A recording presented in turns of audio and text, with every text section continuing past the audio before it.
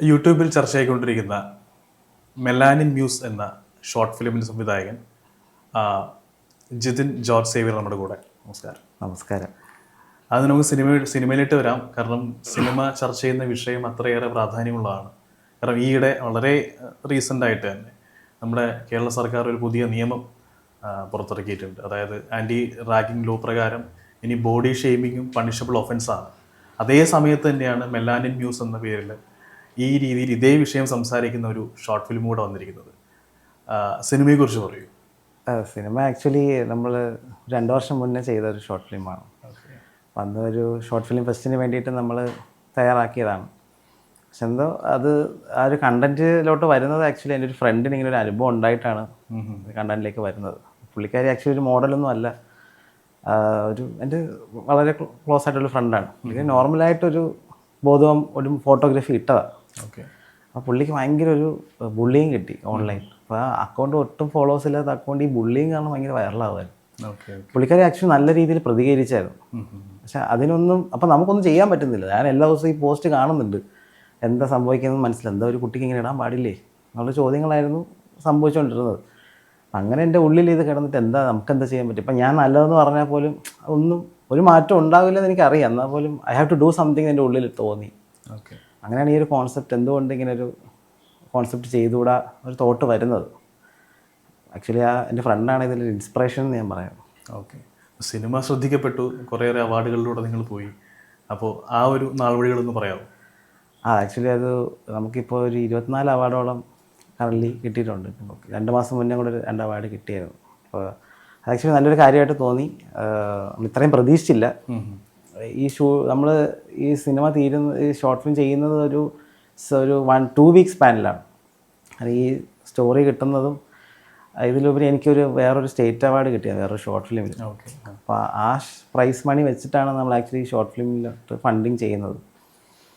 അപ്പോൾ അത് ഇതിൻ്റെ ഒരു ഭാഗമായിട്ട് വരും. ആ അവാർഡ് കിട്ടിയത് കൊണ്ടും ഇത് സംഭവിച്ചെന്ന് വേണമെങ്കിൽ പറയാം. അപ്പോൾ അതെല്ലാം ഒരുമിച്ചാണ് സംഭവിക്കുന്നത്.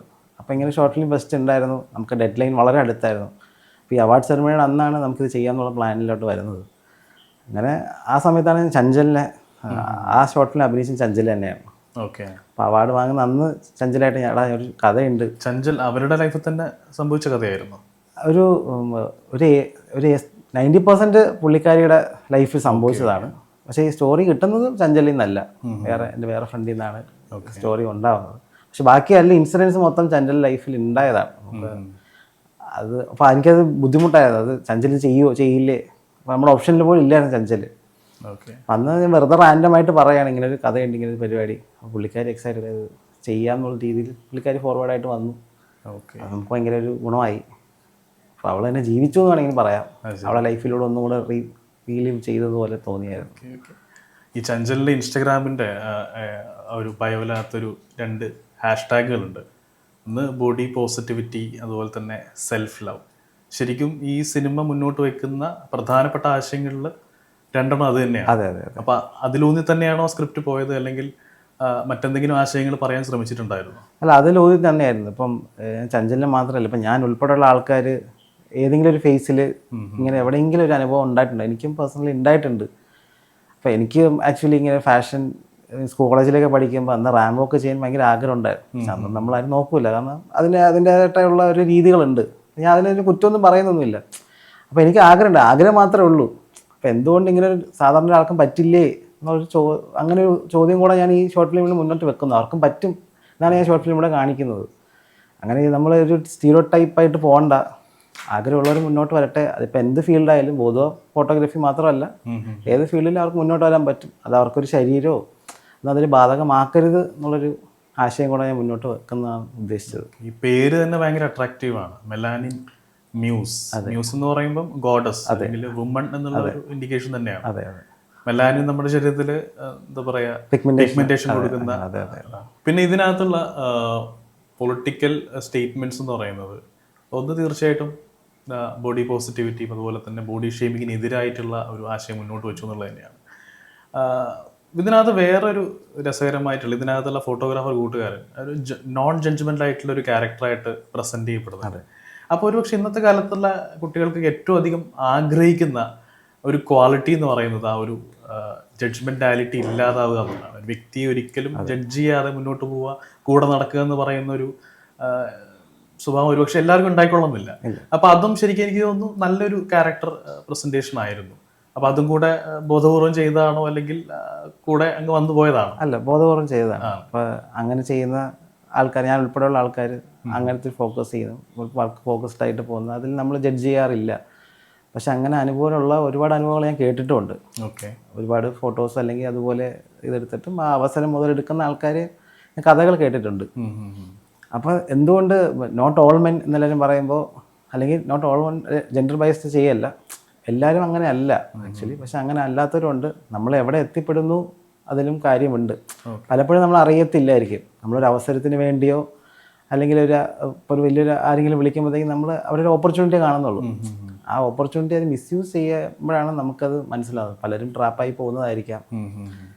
അത് അങ്ങനത്തെ ഒരു പോസിറ്റീവ് സൈഡും ഉണ്ട്. അപ്പം ഈ ഫീൽഡിൽ, മീഡിയ ഫീൽഡ് അല്ലെങ്കിൽ സിനിമ അല്ലെങ്കിൽ ഫോട്ടോഗ്രാഫി, ഏത് ഫീൽഡായാലും ആദ്യം ഒരു ഹെസിറ്റൻസ് എല്ലാവർക്കും ഉണ്ടാവും. ആരെങ്കിലും എന്തെങ്കിലും ചെയ്യുമോ. അപ്പം ഇപ്പം എൻ്റെ ഷോർട്ട് ഫിലിമിലോ ഞാൻ ചെയ്യുന്ന ഏത് വർക്കിനോ ഞാൻ ആ ആക്ട്രസിനെ വിളിക്കുമ്പോൾ അല്ലെങ്കിൽ എൻ്റെ AD ആയിട്ട് വരുന്ന ഒരു ലേഡി വിളിക്കുമ്പോൾ ഞാൻ ആദ്യം പറയുന്നത് ഇങ്ങനത്തെ ഒരു അഷുറൻസ് ആണ് ഞാൻ പറയുന്നത്. എന്നിട്ട് ഞാൻ വർക്കിൻ്റെ പറ്റി പറയുള്ളൂ. എനിക്ക് എവിടെയെങ്കിലും എൻ്റെ ഭാഗത്തു നിന്നോ അല്ലെങ്കിൽ ഞാൻ പോലും അറിയാണ്ട് അല്ലെങ്കിൽ നമ്മുടെ ടീമിൻ്റെ ഭാഗത്തു നിന്ന് എന്തെങ്കിലും ഉണ്ടെങ്കിൽ you can feel free to talk. അത് ഉള്ളിൽ ഒതുക്കി വെക്കണ്ട. അപ്പം നമ്മൾ പോലും അറിയാണ്ട് ചിലപ്പോൾ എന്തെങ്കിലും ഒരു കാര്യം അവർക്ക് ഇറിറ്റേഷൻ ഉണ്ടാവാം, ബുദ്ധിമുട്ടുണ്ടാവാം. അത് ഉറപ്പായിട്ട് നമ്മൾ തുറന്ന് പറയാം. അത് കറക്റ്റ് ചെയ്യാൻ നമ്മൾ റെഡിയാണ്. അപ്പം നമ്മളെല്ലാം ചിലപ്പോൾ അറിയാൻ പറ്റില്ല. നമ്മളിപ്പോൾ തമാശയ്ക്ക് എന്തെങ്കിലും പറഞ്ഞാൽ അവർക്ക് ഹർട്ടാവാം. ചിലപ്പോൾ ആ ഒരു ഫ്ലോയിൽ വരുന്നതായിരിക്കും. അങ്ങനെ അപ്പം നമ്മളടുത്ത് പറയാം. ആ സെറ്റിൽ നമ്മൾ ഇപ്പം ഈ മെലാനിമി ഷൂട്ട് ചെയ്യുമ്പോൾ എനിക്ക് അങ്ങനെ ഒരു ഇതുണ്ടായിരുന്നു. ചഞ്ചലിനെ എത്ര കംഫർട്ടബിൾ ആക്കാൻ പറ്റുമോ അത്രത്തോളം കംഫർട്ടബിൾ ആക്കുക. കാരണം അങ്ങനത്തെ ഇപ്പോൾ ക്ലൈമാക്സിലോട്ട് വരുമ്പോൾ നമുക്കറിയാം പുള്ളിക്കാരിയുടെ ട്രാൻസ്ഫോർമേഷൻ വരുമ്പോൾ അത് ഭയങ്കര ഒരു എന്തായാലും പറയാം ഒരു ന്യൂ രീതിയിലാണ് പുള്ളിക്കാരി വരുന്നത്. അപ്പോൾ അത്രയും ഒരു ക്രൗഡിൻ്റെ ഇടയിലാണ്. അപ്പോൾ എനിക്ക് അങ്ങനെ ഒരു നിർബന്ധം ഉണ്ടായിരുന്നു. അതുകൊണ്ട് ഞാനൊരു വീട് വാടകയ്ക്ക് എടുത്തു. ഒരാഴ്ചത്തോളം ഫുൾ ക്രൂ അവിടെ താമസിച്ചായിരുന്നു. അപ്പോൾ ഞാൻ ഉൾപ്പെടെ, ചഞ്ചൽ ഉൾപ്പെടെ എല്ലാവരും, എൻ്റെ വീട് അടുത്തായിട്ട് പോലും ഞാൻ അവിടെ തന്നെ താമസിച്ചു. അപ്പോൾ അങ്ങനെ എല്ലാവരും കംഫർട്ടബിൾ ആണ്.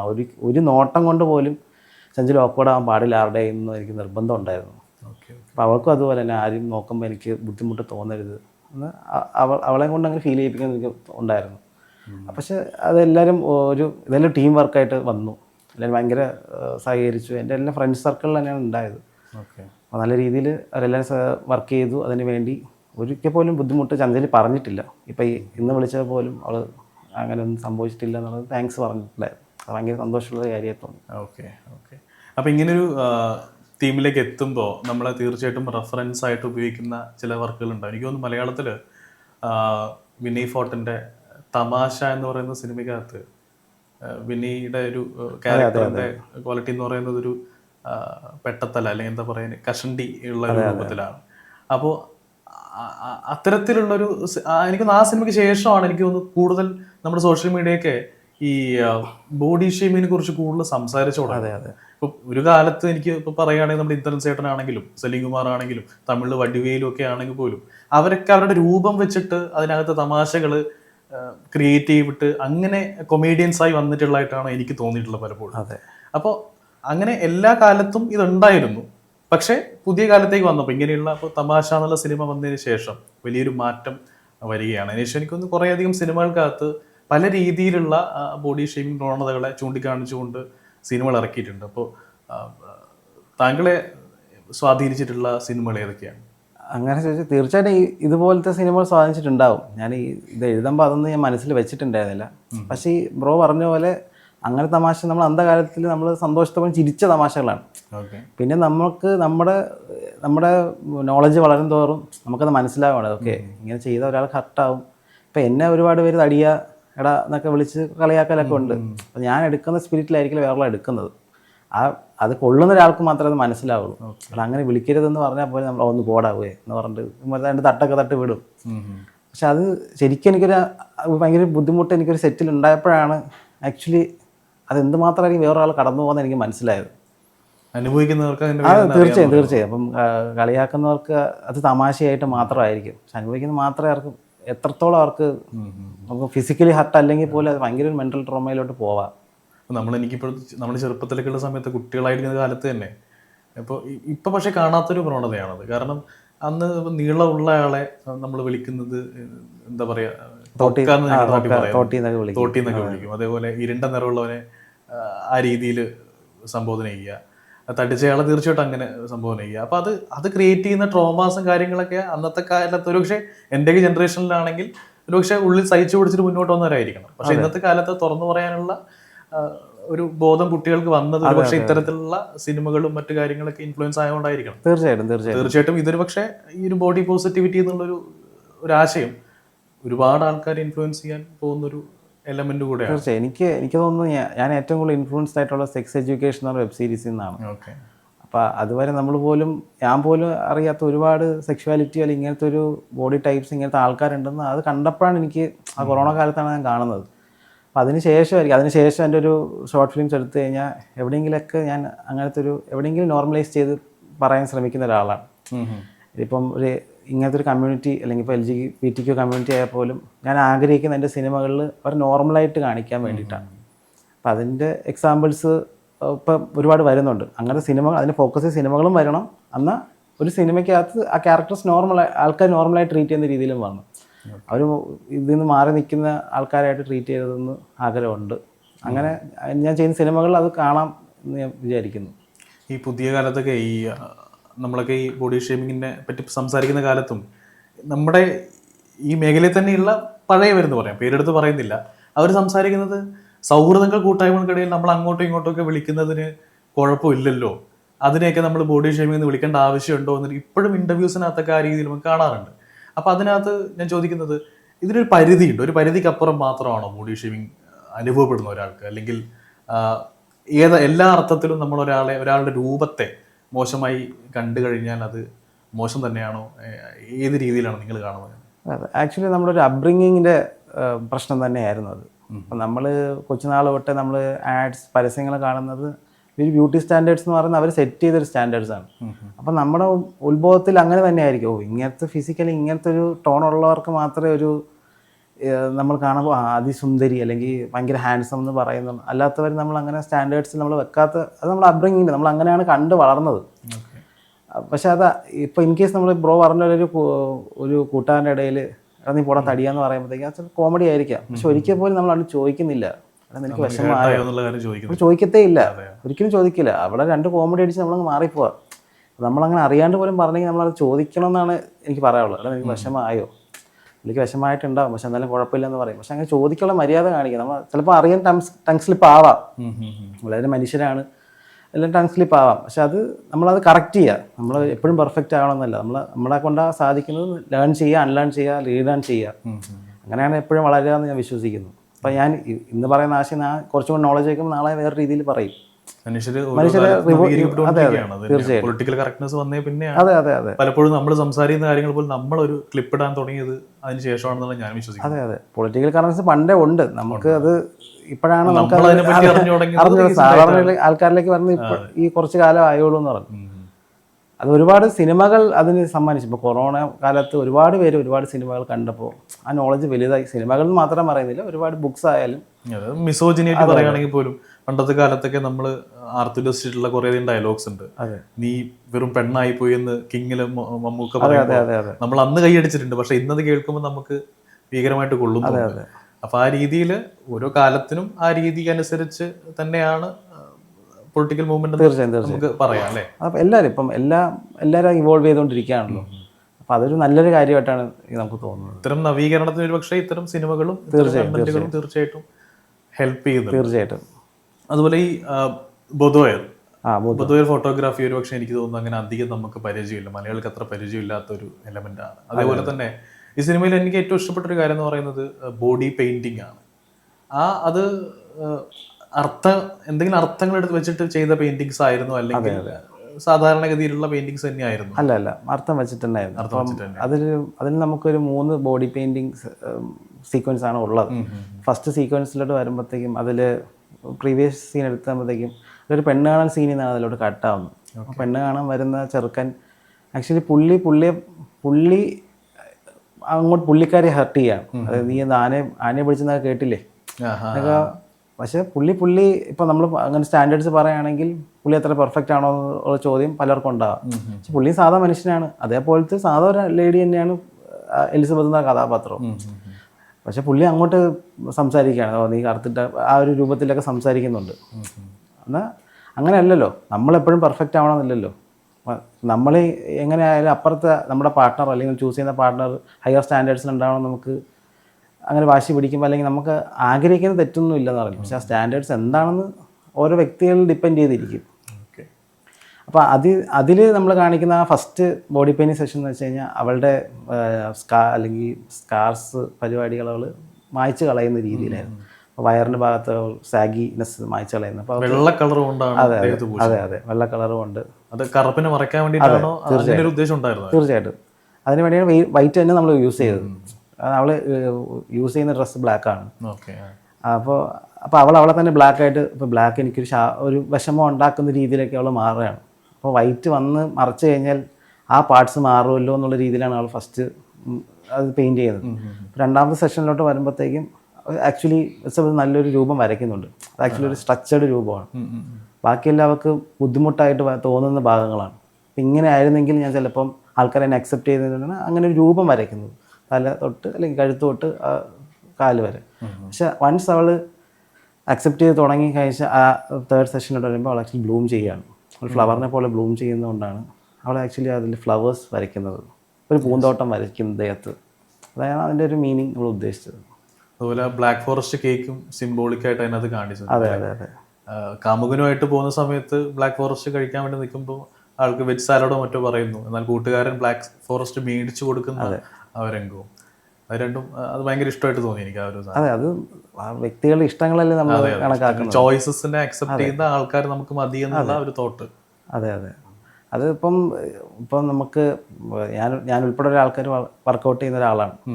ഞാൻ ഇതിനേക്കാളും മെലിഞ്ഞ് കഴിഞ്ഞ വർഷം ആണെങ്കിൽ ഇതിനേക്കാളും മെലിഞ്ഞ ഇപ്പോഴൊന്നും ഒരു 15 കിലോ കുറഞ്ഞിട്ട ഒരാളായിരുന്നു. പക്ഷെ ഇപ്പോൾ 15 കിലോ കൂടിയ ഒരാളാണ്. അപ്പം ഞാൻ വിശ്വസിക്കുന്നത് വണ്ണം വെക്കുന്നതിലോ വണ്ണം ഇല്ലായ്മയിലല്ല, നമ്മൾ ഹെൽത്തി ആയിരിക്കുക, നമ്മൾ എന്ത് സ്റ്റേറ്റിലായാലും അതാണ് ഞാൻ പ്രയോറിറ്റി കൊടുക്കുക. ഞാൻ വർക്കൗട്ട് തുടങ്ങിയിട്ട് ഇപ്പോൾ ഒരു 1.5 വർഷമായി. പക്ഷേ 2 ഫേസ് ഞാൻ കണ്ടിട്ടുണ്ട്. ഭയങ്കര വണ്ണമുള്ള ഒരു ഫേസ്, ഇതിനേക്കാളും വണ്ണുള്ള ഫേസ് ഉണ്ടായിരുന്നു. അവിടെ ഞാൻ ഭയങ്കരമായിട്ട് മെലിഞ്ഞ് ഇപ്പം ആക്ച്വലി കുറച്ചും കൂടെ വെയിറ്റ് വെച്ച ഫേസാണ്. പക്ഷേ അന്നോട്ട് ഇന്നുവരെ ഞാൻ വർക്കൗട്ട് മുടക്കിയിട്ടില്ല. നമ്മൾ ഹെൽത്തി ആയിട്ടിരിക്കുക, വാട്ട് എവർ വേ നിങ്ങൾക്ക് ചൂസ് ചെയ്യാൻ പറ്റുക. അപ്പം വർക്കൗട്ട് വേണമല്ലോ, യോഗ ആയാലോ ഡാൻസ് ആയാലോ അല്ലെങ്കിൽ എന്തെങ്കിലും ആ രീതിയിൽ ഹെൽത്തി ആയിരിക്കുക. ഡയറ്റ് ആയാലും എങ്ങനെ വേണോ, ദാറ്റ് ഡസൻ മീൻ നിങ്ങളുടെ സൈസ് അതിനെ മാറ്റർ ചെയ്യുന്നു. അത് ഹെൽത്തി ആയിരിക്കാന്ന് രീതിയിൽ നിന്നുള്ളൂ. ഇതിനകത്ത് വേറൊരു കാര്യം ന്യൂഡിറ്റിയാണ്. ന്യൂഡിറ്റി വലിയ രീതിയിൽ എക്സ്പ്ലോർ ചെയ്തിട്ടുണ്ട്, വുമൺ ന്യൂഡിറ്റി എന്ന് പറയുന്നത്. വുമൺ ന്യൂഡിറ്റി എക്സ്പ്ലോർ ചെയ്തിട്ടുള്ള സിനിമകൾ ശരിക്കും മലയാളത്തിൽ കുറവാണ്. നമ്മൾ ഫെസ്റ്റിവലിലൊക്കെ പോയ കാണുന്ന സിനിമകൾ ഒഴികെ അത്തരത്തിലുള്ള സിനിമകൾ വളരെ കുറവാണ്. അപ്പോൾ അതിലേക്ക് ചെന്നെത്തിച്ചൊരു മോട്ടീവ് എന്തായിരുന്നു? അങ്ങനെ ഒരു ഫേസ് നമുക്ക് നമ്മുടെ ക്യാരക്ടറിന് കൊടുക്കണം തോന്നിപ്പിച്ചത് എന്തായിരുന്നു? എനിക്ക് ഞാൻ ഈ ഇനിഷ്യലി സ്ക്രിപ്റ്റ് ഡിസ്കസ് ചെയ്യുമ്പോൾ ആക്ച്വലി ഭയങ്കര ഒരു സ്ലോ ഫേസിൽ പോകാം. അത് ഇങ്ങനൊരു ക്യാരക്ടർ ഇങ്ങനൊരു ഡിസിഷൻ എടുക്കുന്നതിനവിടെ നമുക്ക് സിനിമ എൻഡ് ചെയ്യാം, അതുവരെ അവളൊരു ജേണി മതി. അപ്പോൾ ഞാൻ അങ്ങനെ ആലോചിച്ചപ്പോഴേക്കും പല സിനിമകളിലും എല്ലാം നമ്മൾ അച്ചീവ് ചെയ്യുന്നവരേ ഉള്ളൂ. അച്ചീവ്മെൻറ്റ് ചെയ്തിട്ട് എന്താ സംഭവിക്കുന്നതിൽ പല സിനിമകളും ഇല്ല. ഇപ്പം ഒരു ഫോർ എക്സാമ്പിൾ വെറുതെ ഒരു ലവ് സ്റ്റോറി പറയുകയാണെങ്കിൽ ഒരു പ്രേമമാവുന്ന അവിടെ പടം എൻ്റെ അവരുടെ എങ്ങനെ പ്രണയം മുന്നോട്ട് പോകുന്നത് പിന്നെ നമുക്ക് അറിയില്ല. അപ്പോൾ നമ്മുടെ എല്ലാവരുടെ ഫാൻറ്റസി വൺ സൈഡിലോ അതൊക്കെ ശരിയാണ്. ചിലപ്പം ഒരു സിനിമാറ്റിക് ഡ്രാമയിലോട്ട് വരുമ്പോഴത്തേക്കും അത് നമുക്ക് കുറേ കൂടെ ഡെവലപ്പ് ആലോചിക്കേണ്ടതുണ്ടാവും. പക്ഷെ വൈ നോട്ട് അവിടെ അച്ചീവ് ചെയ്തിട്ട് മുന്നോട്ട് പോയാൽ എങ്ങനെ ഉണ്ടാവും, അത് എക്സ്പ്ലോർ ചെയ്ത് എന്താ, നമ്മളത് കണ്ടിട്ടില്ലല്ലോ. പലർക്കും കാണാൻ ആഗ്രഹം ഉണ്ടാവുമല്ലോ. അപ്പോൾ ഞാൻ 2-3 എനിക്ക് ഓർക്കുന്നില്ല, ഒരു സിനിമയുടെ കമൻസിൽ ഞാൻ യൂട്യൂബിൽ കണ്ടത് ഇതിന് ശേഷം എന്താ സംഭവിക്കുക എന്നുള്ള 2-3 കമൻസ് ഉണ്ട്. ഏത് സിനിമയെന്ന് ഓർമ്മയില്ല. അപ്പോൾ എനിക്ക് തോന്നി എന്തുകൊണ്ട് അതും കാണിച്ചുകൂടാ, നമ്മൾ സക്സസ്ഫുൾ ആവുന്നുള്ള പ്രതീക്ഷയിൽ എൻഡ് ചെയ്യുന്ന പോലെ സക്സസ്ഫുൾ ആയി എന്ന് തന്നെ കാണിക്കാമല്ലോ എന്ന രീതിയിലാണ് വന്നത്. അപ്പോൾ ഈ പുള്ളിക്കാരിക്കല്ല എലിസബത്ത് എന്ന കഥാപാത്രത്തിന് എത്രത്തോളമായിരുന്നു അവൾ ശരീരം അവൾക്ക് ഭയങ്കര റിഫ്രെയിൻ ആയിരുന്നത്, അത് അവൾ അക്സെപ്റ്റ് ചെയ്യാൻ തുടങ്ങി. ഫസ്റ്റ് നമ്മൾ ബോഡിയെ നമ്മുടെ ശരീരത്തെ അക്സെപ്റ്റ് ചെയ്യുക എന്നുള്ളതാണ്. എന്നിട്ട് അവൾ അത് സ്നേഹിക്കാൻ തുടങ്ങുമ്പോൾ എന്തുകൊണ്ട് അവൾക്ക് അത് എക്സ്പ്ലോർ ചെയ്തുകൂടാ? അന്ന് അവള് തുടക്കത്തിലെടുത്ത ഒരു ഫോട്ടോ പോസ്റ്റ് ചെയ്യാൻ വേണ്ടിയിട്ട് കൂട്ടുകാരോട് വിളിച്ച് ചോദിക്കുകയും ഒരുപാട് നേരത്തെ ചിന്തകൾക്ക് ശേഷമാണ് അവരെ പോസ്റ്റ് ചെയ്യുന്നത്. അതിന് ശേഷം വന്നിട്ടുള്ള സൈബർ ബുള്ളിങ് കമന്റ്സ് കാര്യങ്ങളൊക്കെ അതിഭീകരമാണ്. അപ്പോൾ അതിനകത്തൊരു ചോദ്യം കൂടെ, അപ്പോൾ ഒരു ജെൻഡർ ബേസ്ഡ് ആയിട്ട് മാത്രമാണോ ഈ പറയുന്ന ബോഡി ഷേമിങ് കൂടുതലായിട്ട് വരുന്നത് എന്നുള്ളത് ശരിക്കും ഈ സിനിമയ്ക്കകത്തുള്ള എലിസബത്തിലൂടെ നിങ്ങൾ പറയാൻ ശ്രമിക്കുന്നുണ്ടോ? ഇല്ല, നമ്മളൊരു പോസ്റ്റ് ക്രെഡിറ്റ് സീനിൽ അതുപോലെ തന്നെ അത് നമ്മൾ തുടക്കത്തിൽ പറയുകയും ചെയ്തു, നമ്മുടെ പെണ്ണ് കാണാൻ വരുന്ന കക്ഷി അതെ പുള്ളിക്കാരനും പെർഫെക്റ്റ് അല്ലെന്ന് നിങ്ങൾ പറഞ്ഞു. അപ്പൊ അങ്ങനെ ആകുമ്പോൾ അപ്പൊ ആളുടെ കണ്ണിൽ പെൺകുട്ടി അല്ലെങ്കിൽ പെണ്ണ് അല്ലെങ്കിൽ സ്ത്രീ മാത്രമാണ് ഇപ്പം പെർഫെക്റ്റ് ആയിട്ട് ഇരിക്കേണ്ടത്. ഇപ്പൊ നമ്മുടെ ഒരു ആശയം ഉണ്ടല്ലോ, ഇപ്പോൾ ഒരു അഴകളവുകളോട് കൂടിയിട്ടുള്ള ഒരാളായിരിക്കണം സ്ത്രീ എന്നുള്ള ഒരു ആശയം, അത് ആക്ച്വലി അതിനെ കംപ്ലീറ്റ്ലി പൊളിക്കുന്നുണ്ടല്ലോ നമ്മൾ ഈ സിനിമ. തീർച്ചയായിട്ടും. അത് ഞാൻ ആ പെണ്ണ് കാണാൻ വരുന്ന കഥാപാത്രം ആക്ച്വലി ഒരു മെയിൽ ഒരു ഷോവിനിസ്റ്റ് പെർസ്പെക്റ്റീവാണ് കാണിച്ചത്. ആക്ച്വലി ആ ഒരു കഥാപാത്രം പുള്ളിക്കാരൻ നന്നായിട്ട് അഭിനയിച്ചു. ലാൽ ബാബു എന്നാണ് പേര്, പുള്ളി ആ ആർട്ടിസ്റ്റാണ്. അതൊരു മെയിൽ ഷോവിനിസ്റ്റ് ക്യാരക്ടറായിട്ടാണ് നമ്മൾ പോർട്രേ ചെയ്യുന്നത്. നമ്മൾ ഒരാളെ ജഡ്ജ് ചെയ്യുമ്പോൾ നമ്മൾ നല്ലതാണോ അല്ലേന്ന് നമ്മൾ സ്വയം തിരിച്ചറിയുക. നമ്മളൊരാളെ ജഡ്ജ് ചെയ്യാൻ അധികാരവും നമുക്കില്ല, അയാളുടെ ഇഷ്ടമാണത്. പക്ഷെ അത് ഒരു സൊസൈറ്റിക്ക് ബുദ്ധിമുട്ടുണ്ടാക്കണമെങ്കിൽ നമുക്ക് അയാളെ കറക്റ്റ് ചെയ്യാം. അവിടെ ഇങ്ങനെയല്ല, ഇങ്ങനെ നമുക്ക് ചിന്തകൾ നമുക്ക് പറയാം. കൂടുതലും പെണ്ണ് കാണാൻ വന്നയാളും കാമുകനാണെങ്കിലും ഈ പറയുന്ന ജഡ്ജ്മെന്റ് മെന്റാലിറ്റി അതെ അതെ അതെ അതെ കൂട്ടത്തിൽ ഒരാൾ മാത്രമാണ് നോൺ ജഡ്ജ്മെന്റ് ആയിട്ടുള്ള സിനിമക്കകത്തുള്ളത്. അതെ. അപ്പോൾ സൊസൈറ്റിയിൽ കൂടുതൽ പേരും ജഡ്ജ്മെന്റിലാണ് എന്നുള്ളൊരു ആശയം കൂടെ എനിക്ക് മനസ്സിലായിട്ടുണ്ടായിരുന്നു. അത് നമ്മളത് ഞാൻ പറയും, ഇതിലൊരു അബ്രിങ് ഞാൻ പറയും, നമ്മളെല്ലാവരും വളർന്നത്, ഇപ്പം ഞാൻ ഉൾപ്പെടെ ഒരു ആൾക്കാർ ഞാൻ കളിയാക്കിയിട്ടുള്ള ആൾക്കാരാണ്. പക്ഷെ ഇപ്പം ഞാൻ കളിയാക്കാറില്ല. ഞാൻ പറയില്ല, അത് നമ്മൾ ലേൺ ചെയ്യുന്നതുകൊണ്ടാണ്. അപ്പം അങ്ങനെ അതിനാണ് നമ്മൾ പോർട്രേ ചെയ്യാൻ ഉദ്ദേശിച്ചത്. നമ്മളത് ഇതിൽ നിന്ന് ലേൺ ചെയ്യുക, പുതിയത് ലേൺ ചെയ്യുകയും അതെ പഴയതിനെ അൺലേൺ ചെയ്യുന്ന ഒരു പ്രോസസ്. അതെ അതെ തീർച്ചയായിട്ടും. അപ്പോൾ ഒരു ഭൂരിപക്ഷം ആൾക്കാർ അങ്ങനെ തന്നെ ആയിരിക്കും. ഇപ്പം എൻ്റെ അറിവിലുള്ള എല്ലാവരും ഇപ്പം അങ്ങനത്തെ ഒരു ഫേസിലാണ്. ഇപ്പം എൻ്റെ ഫ്രണ്ട് സർക്കിളിൽ ഉള്ളതല്ലേ എനിക്ക് പറയാൻ പറ്റുള്ളൂ. അപ്പോൾ ഫ്രണ്ട് സർക്കിളുള്ളവർ ആ ഒരു ഫേസിലാണ്. ഒക്കെ എല്ലാവരും ലേണിങ് ആൻഡ് അൺലേണിങ് പരിപാടിയിലാണ്. എന്നാൽ മുന്നേ നമ്മൾ അങ്ങനെ അല്ലായിരുന്നു. നമ്മൾ എൻ്റെ സ്കൂൾ ഫ്രണ്ട്സിനെ കണ്ടാൽ പോലും അവരാണല്ലോ എനിക്ക് കൂടുതൽ റിലേറ്റ് ചെയ്യാൻ പറ്റുക. ആ കാലത്തായിരിക്കും നമ്മൾ കൂടുതൽ അങ്ങോട്ട് കളയണം. പക്ഷെ ഇന്ന് നമ്മൾ കാണുമ്പോഴത്തേക്ക് അങ്ങനത്തെ ഒരു പേര് നമ്മൾ വിളിക്കുന്നില്ല. അന്ന് നമ്മൾ പല ഇരട്ട പേരുകൾ വിളിച്ചിട്ടാണ് സ്കൂളിൽ നമ്മൾ നിന്നത്. പക്ഷെ ആ സൗഹൃദം ഇന്ന് നമ്മൾ കൂടുമ്പോഴത്തേക്ക് ആ പേരുകളല്ല നമ്മൾ അഭിസംബോധന ചെയ്യുന്നത്. നമ്മൾ നല്ല രീതിയിൽ നമ്മുടെ പേരുകൾ പറഞ്ഞിട്ടും അങ്ങനെയൊക്കെയാണ്. നമ്മൾ തമാശകൾ മാറി. നമ്മൾ ഇപ്പോൾ ഇതിനെപ്പറ്റി നമ്മൾ ചർച്ച ചെയ്യാൻ തുടങ്ങി. എല്ലാ സ്പേസുകളിലും ആ തമാശകൾ മാറിയിട്ടുണ്ടല്ലോ. അല്ല, മാറണമല്ലോ, മാറണം. അത് എവിടെയായാലും നമ്മൾ മാറേണ്ട ഒരു സംഭവമാണ്. ഞാനീ പറഞ്ഞ പോലെ തന്നെ നമുക്ക് നാട്ടിൻപുറത്ത് ഒരു കൂട്ടുകെട്ടുണ്ടാവും, അതുപോലെ തന്നെ സ്കൂളിൽ പഠിച്ചവരുണ്ടാവും, കോളേജ് പഠിച്ചവരുണ്ടാവും. പക്ഷെ എല്ലാ കൂട്ടുകെട്ടുകളിലും ഈ തമാശകൾ മാറിയിട്ടില്ല എന്നുള്ളത് ഒരു വാസ്തവം തന്നെയാണ്. അത് തീർച്ചയായിട്ടും. ഈ മലയാളം മ്യൂസിയം ടീസർ ഇറങ്ങുമ്പോൾ അതിൻ്റെ കമൻറ്റ് തന്നെ നമുക്ക് അതൊരു എക്സാമ്പിൾ തന്നെയാണ്. അതിൽ കമൻറ്റ് ടീസർ വന്നിട്ട് എനിക്കൊന്ന് ട്രോൾ മൂവീസ് നമ്മുടെ ടീസറിനെ പറ്റിയൊരു പോസ്റ്റ് ഇട്ടായിരുന്നു. അപ്പം അതിൽ വന്ന പോസ്റ്റ് ഇതെന്ത് തുണി ഉരി കാണിക്കാൻ വേണ്ടി ഒരു പടം, ആൾക്കാരുടെ ശ്രദ്ധ നേടാൻ വേണ്ടിയിട്ടൊരു പടം. അവരെന്താണെന്ന് പോലും അതിൽ വ്യക്തമായിട്ട് എഴുതിയിട്ടുണ്ട്. ഇത് ബോധ മോഡലിങ്ങിന് ബേസ് ചെയ്യുന്ന ആദ്യത്തെ മലയാള ചിത്രമാണെന്ന് പറഞ്ഞിട്ട് പറയുന്നുണ്ടായിരുന്നു. അവർക്കത് കെയർ ചെയ്യുന്നില്ല. അവരാ ഫോട്ടോയിൽ എന്താണോ അല്ലെങ്കിൽ അത് എന്താണോ തുണി വരാൻ വേണ്ടി മാത്രം കാണിക്കുന്നതാണോ, അറ്റൻഷൻ കിട്ടാൻ വേണ്ടിയിട്ടാണോ ഉള്ള ചോദ്യങ്ങളാണ്. അപ്പം ഞാൻ പറയും, ഇപ്പം എൻ്റെ അടുത്ത് അത് ചോദിക്കുകയാണെങ്കിൽ, ഈ പടം കണ്ടിട്ട് ഒരാളൊന്ന് ചോദിക്കുകയാണെങ്കിൽ, അവർ ആക്ച്വലി ഹേറ്റേഴ്സ് ഉണ്ടാവാം. പടം ഇഷ്ടപ്പെടാതിരിക്കുക. പക്ഷെ ഒരു സാധനം നമുക്ക് ഇഷ്ടപ്പെട്ടില്ലെങ്കിൽ അത് ഹെയ്റ്റ് ചെയ്യരുതെന്ന്. ഹേറ്റർ സ്പ്രെഡ് ചെയ്യണമെന്നില്ല. ഇഷ്ടപ്പെട്ടില്ല, ഓക്കെ, സോ അവരുടെ ഒരു വ്യക്തിപരമായ കാര്യമാണ്. പക്ഷെ അത് എന്തുകൊണ്ട് ഹെയ്റ്റ് ചെയ്ത് അത് സ്പ്രെഡ് ചെയ്യുന്നത് ആക്ച്വലി നല്ലൊരു കാര്യമായിട്ട് തോന്നിയില്ല. അപ്പോൾ അങ്ങനെ ഒരാളെൻ്റെ അടുത്ത് വന്ന് പറയുകയാണെങ്കിൽ ഞാൻ ആക്ച്വലി അവർക്ക് ആ ഒരു ഇൻഫർമേഷൻ ഞാൻ പാസ് ചെയ്യും. ഇതാണ് പരിപാടി, ഇറ്റ്സ് ഫോം ഓഫ് ആർട്ട്. ഇത് തുണിവരി കാണിക്കലല്ല, വേ ഓഫ് എക്സ്പ്രഷനാണ്, ഇതൊരു ആർട്ടാണ്.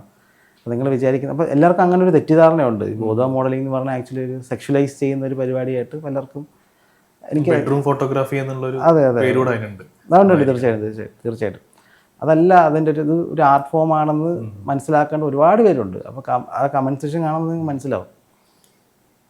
അത് വളരെ റെയർ ആയിട്ടുള്ള ഓഡിയൻസിലേക്ക്, എന്നാൽ അത്തരം സ്വീകരിക്കപ്പെടുന്ന ഓഡിയൻസ് നമ്മുടെ കൂട്ടത്തിൽ ഉണ്ട്. അത് ആക്ച്വലി എനിക്ക് സിനിമ ഇറങ്ങി ഞാനും ഒരുപാട് നെഗറ്റീവ് കമൻറ്റ്സ് പ്രതീക്ഷിച്ചിരുന്നു ടീസർ സമയത്ത് വന്നപ്പോൾ.